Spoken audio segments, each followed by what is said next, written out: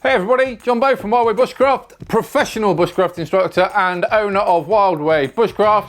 And today we are going to be talking about this, the Fox FX-140XL. And what we think and why we think it. So let's go.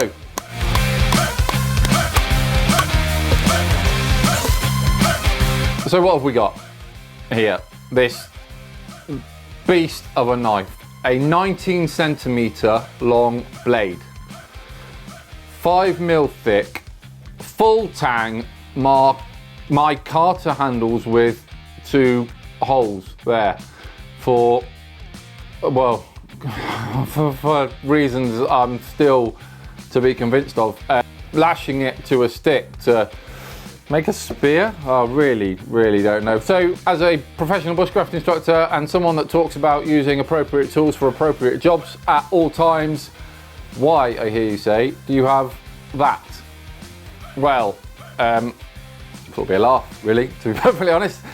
We got sent it from knivesandtools.co.uk and they said, hey, we'd really like you to write a blog post about this knife and review it. And I said, okay, but you got to let me be honest. And they went, all right, yeah, go on then. So first off, how did it perform for my personal bushcraft uses? Rubbish is what I think. For bushcraft, it is not a bushcraft tool, all right? It is not, let's get this out there now, it's not meant for bushcraft, all right? It's not meant for being on your belt, carving little notches, whittling little spoons, or making feather sticks to light with your ferro rods. It is not suitable for those sorts of tasks. It is, however, a survival knife. It is designed as a survival knife. It excels really well when it comes to chopping down small trees. It throws lots of sparks from the back of the knife. It is the sort of tool you want when you are in an aeroplane crash and you need to cut yourself out of a aircraft fuselage. It is the sort of knife you want when you are running away from a local police force because you only wanted some food and they wanted to move you on and your name's John Rambo. It's that sort of knife. Here in the UK, there is absolutely no practical use for having a blade like that. However, it wouldn't be fair just to rip it to bits just because of the size. What did it do really well? Well, it battened really well. It split firewood really well. It hung by the fire in quite a nice black leather sheath, and it was used to batten wood, and it battened it really well. It went through wood, it split everything from seasoned oak to gnarly bits of pine to bits of lovely buttery birch. And it did a real good job at that. You would expect so at 5mm thick and 19 centimeter blade. You'd expect that to go through firewood really well, and it did. Carving, fine notches and intricate work, you'd be better off chewing it out yourself. It really didn't work very well at all. The edge, the cutting edge, is like it's got this weird secondary micro bevel on it, and it just didn't dig into the wood very well. What were we carving? Bits of hazel, all right, so nothing ridiculously strong. Putting in your beaked wedges for your pot hangers and carving wedges for battening, and it didn't do any intricate work very well. So if you're after something that you could use as a knife for bushcraft, then yeah, don't look at this. Feather sticking.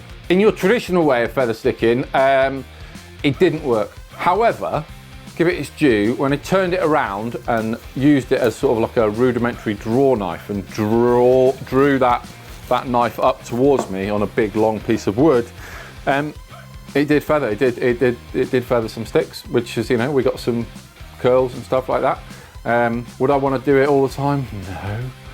But it did give it its due, being open and honest with you, it did feather some sticks, which is, you know, okay in a survival situation. Would you want it to feather sticks? Yeah, but you would have to do it like a draw knife, I reckon, to get it to work properly. Chopping. Chopping down stuff. This is where it excels. All right, if you need a knife to chop down small trees, and for some reason you want a knife, you don't want to use a saw and an axe, and you just want one tool to rule them all, and you need something to chop, this is the one. All right, it chops down trees, it cut into wood. It was great. It was really, really nice. All right, it did actually do that beautifully. Will I ever chop down a tree with a knife? No, just use an axe or a saw. Probably a lot easier than hacking away at a tree with a knife, but it did do it, and it did do it well. Now, I don't think it's marketed for people in the UK, to be perfectly honest. I think it's more for our cousins over the pond in America, wanting to give some trees some freedom. Freedom trees. That's what we're after. That's what they're going to be wanting, I think. Yeah, so it did chop. Fire steel, use of fire steel, it created a lovely shower of sparks from the 90-degree spine there. All right, it did shave a lot of material off, and we did get a load of sparks, and the guys used it for lighting fires in the morning. Like I said, it hung up by the campfire. It was split, tinder, ferro rod, Bosch, jobs of fish, magic, lovely. So it did create sparks with the Forest Fundamental Forest Fundamental feather sticks. Forest Fundamental fire steels.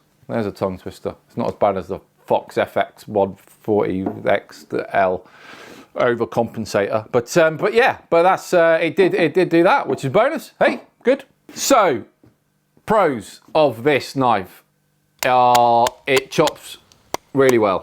Yeah. It will spark. It will throw sparks off a ferro rod. It will batten wood till the cows come home. It is an absolute beast when it comes to that sort of heavy duty work. Fine, intricate carving work, not so much. It's really difficult to find where that bevel wants to sit and do your little notches. It's unrefined. It's overbearing to use for anything that's remotely like requires a little bit of finesse. Let's say a little bit of finesse. This is not the knife for you. All right. I'm struggling to think of a practical reason why I would have that in my kit, or my arsenal of knives.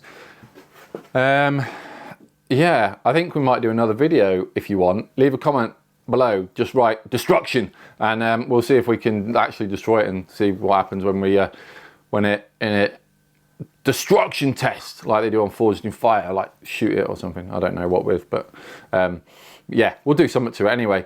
The steel, Nylock stainless steel, that's what that's made out of, and yeah, overall it's a big pry bar with a cutting edge. There's not much more to say about it, really. Is it suited for bushcraft? No, don't get it for bushcraft. Get it for cutting yourself out of airplane hulls and, you know, doing stuff like that. It's just, I mean, look at it. Look at it. There you go. So let me know what you think, guys and girls. Would you use it? Would you not use it? I mean, I've been pretty blunt there, to be perfectly honest, but hey, you know, everybody likes their own things. So yeah, go for it. Let me know what you think. And until the next time, see you in the woods, maybe one day. Bye now.